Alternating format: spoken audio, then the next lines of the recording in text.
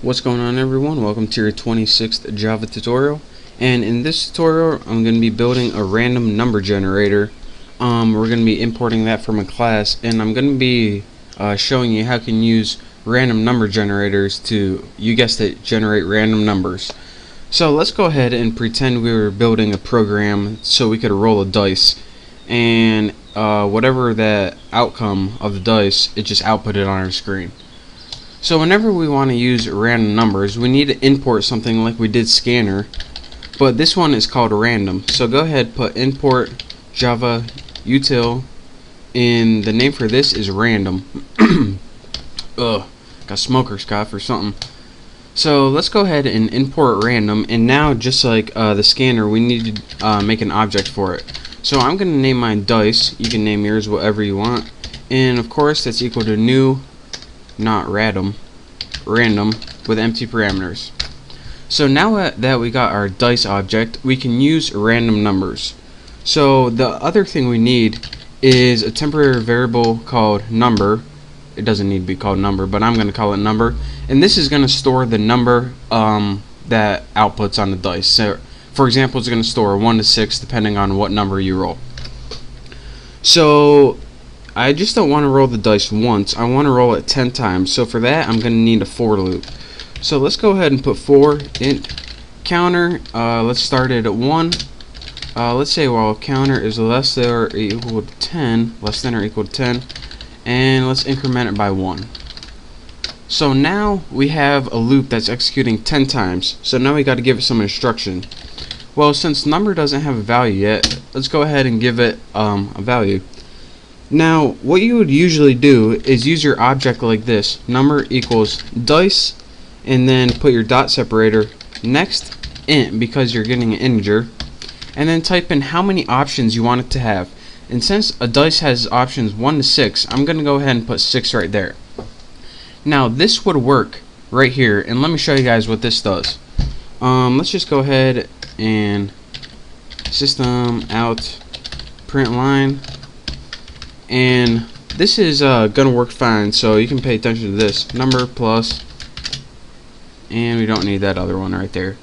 So looks good enough. Let's run it and see what it does. It says 3 2 3 4 5 0 1 1 2 1. Those look like random numbers, but the problem is all of these random numbers, if you couldn't tell, they go from 0 to 5. And why is that? Well, I'm about to show you guys right now. Whenever you use this random number generator and you give it 6 options, the options that it takes by default are 0 through 5 if you use 6. Again, that's 6 numbers, but when it includes 0, it only goes 0, 1, 2, 3, 4, 5. So what if instead of 0 through 5 is your 6 options, you wanted 1 through 6? Which we do want since it's a dice and the dice doesn't have 0. Well, what we would do in this case is simply put 1 plus and then use our dice object to call this. And what this does is it still uses the numbers 0 through 5 in this, but it adds 1 to them. So what it does is give the illusion that we're getting the numbers 1 through 6, excuse me. So now let's run this again and we'll see what we get. As you can see, there's no zeros, and you get 4, 1, 6, 2, 2, 4, 3, 1, 1, 2. And all of these numbers are in the range of 1 to 6, and that's what we want. So again, if you want to do this, all you have to do is list however many numbers you want in your range, and if you put 6 by default, it's going to give you 0 through 5, since all computer counting starts at 0.